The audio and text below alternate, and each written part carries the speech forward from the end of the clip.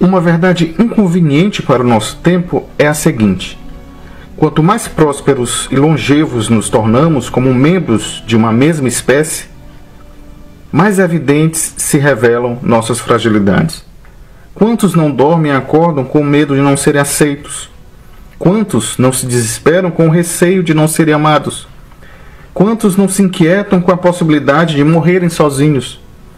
Essas míseras parcelas do que somos, esses suores noturnos, não têm desaparecido, passados séculos de avanço industrial, produção de remédios e progressos medicinais.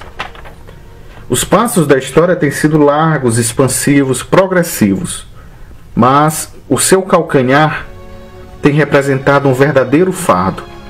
Esse calcanhar, que acompanha cada realização humana, é aquele receio prévio de que nada dê certo a longo prazo. Este calcanhar é o medo. Em pé, em um aglomerado, em uma fila, ouve-se um burburinho. Estranhos ou conhecidos, no intervalo habitual daqueles diálogos de fila indiana, falam sobre algumas decepções, problemas de saúde, falam sobre traições, a aparência desalinhada de quem passa, mas caso apure ainda mais os ouvidos, perceberás um breve incômodo. Sabes qual é? Um leve suspiro que, franzindo o senho, é a própria expressão daquilo que há de mais humano em um rosto, daquela fragilidade que, se trazida à tona, borraria toda a maquiagem. As pessoas andam aos atropelos, gesticulam, sussurram e, quando se miram nos olhos, escondem um incômodo fio de cabelo branco. Um segredo que, se revelado, as comprometeriam em seus papéis e representações públicas, que, vistas à distância, lhes dão a impressão de fortes e seguras. Ainda que seja desnecessário demais reafirmar, mas as pessoas não apenas têm abrigado este hóspede incômodo, mas andam, dormem, falam, comem, suspiram com ele, o medo. Se pudéssemos, por vias neurológicas, compreender tal medo como um fenômeno alojado especificamente no cérebro, encontraríamos semelhanças com os demais mamíferos, cujas regiões cerebrais, quando estimuladas, são praticamente as mesmas. Áreas laterais e centrais da amígdala, hipotálamo anterior e medial, áreas específicas da substância cinzenta periaquedutal, desregulação das vias serotonérgicas e dopaminérgicas, diminuição da atividade do neurotransmissor GABA, responsável pela excitabilidade do sistema nervoso central dos mamíferos. Quando ativadas e integradas por ordem do tronco cerebral, duas respostas biológicas se dão quase instintivamente em se tratando de um fenômeno ameaçador: a focalização da atenção, a partir da qual os sentidos ficam mais aguçados, e sinalização de perigo, cuja antecipação de uma ameaça iminente traz consigo uma série de projeções serotonérgicas e dopaminérgicas, que, diminuindo a capacidade de ponderar a situação imediatamente presente, enredam o indivíduo em uma espiral de pensamentos catastróficos. As pessoas andam à flor da pele porque tais projeções serotonérgicas e dopaminérgicas, tais pensamentos catastróficos, têm se propagado recorrentemente, deixando um rastro que revela não apenas uma ameaça real, mas uma antecipação de uma ameaça, o que faz com que aquela incômoda sensação de medo se faça acompanhar de um aditivo emocional, a ansiedade. Aquela expressão ligeiramente desesperada daquela pessoa imaginária em alguma fila, ora suspira porque tem algum medo ou alguma ansiedade demorada. Se o medo é metaforicamente o hóspede incômodo, que por sua vez implica a ameaça e o perigo de um objeto ou situação reais, o que seria a ansiedade? Seria uma emoção negativa que antecipa possíveis perigos sem sabê-los ou delineá-los ao certo. Da expectativa de que potencialmente o pior pode vir a acontecer, irrompe desde o sistema nervoso simpático uma percepção de ameaça que, ainda não delineável, é capaz de comprometer o curso natural da vida. A ligeira antecipação do que pode vir a acontecer gera este mal-estar cada vez mais presente, a ansiedade. O medo revela o perigo real de um objeto potencialmente ameaçador, uma fobia a cães, por exemplo, enquanto a ansiedade é a antecipação de uma ameaça hipotética, cujos contornos ainda são imprecisos, A exemplo de quem aos 20 anos se desespera ao se questionar continuamente se conseguirá ter um emprego formal ou construir uma família. O medo é o hóspede incômodo porque tem forma, tem, digamos, um rosto.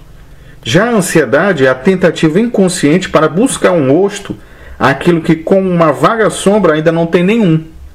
Avaliando-se bem tudo o que foi dito, o que é a distinção entre o medo e a ansiedade tem a nos esclarecer.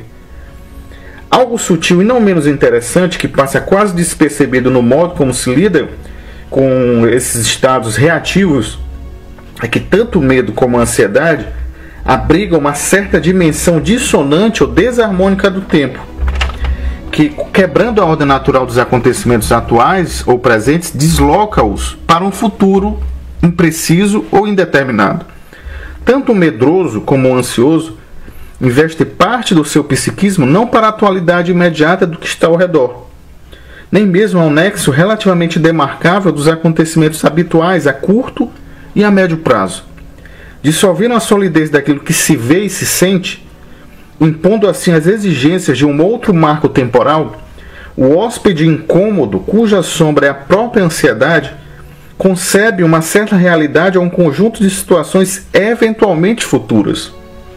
Diferentemente do homem comum que se apega às demandas e preocupações de seus dias mais imediatos, em nome dos quais precisa trabalhar, pagar suas contas, comprar comida, diferentemente deste homem, entre aspas, normal, quem quer que viva fixamente preso a uma série de necessidades a longo prazo, contra as quais não tem sequer o domínio nem mesmo remoto, quem quer que viva imaginariamente no futuro, abriga tanto as ameaças de um hóspede incômodo como sua sombra, alternando ora um medo eventual de ameaças reais, ora a ansiedade por perigos que impotentemente desconhece.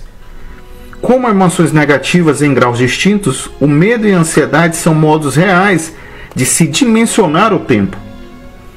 O psicanalista Carl Abraham escreveu em 1921, em comentário a este modo de se dimensionar o tempo de forma catastrófica, constante entre indivíduos fóbicos e ansiosos.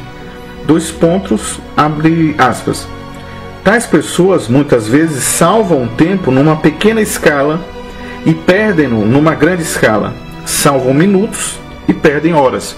Fecha aspas. Salvar alguns minutos voltando-se para uma situação hipotética desagradável e perder horas e horas imaginando como reagi-las, assemelha-se ao drama de quem antes de sair de casa para o trabalho projeta o instante seguinte à sua saída.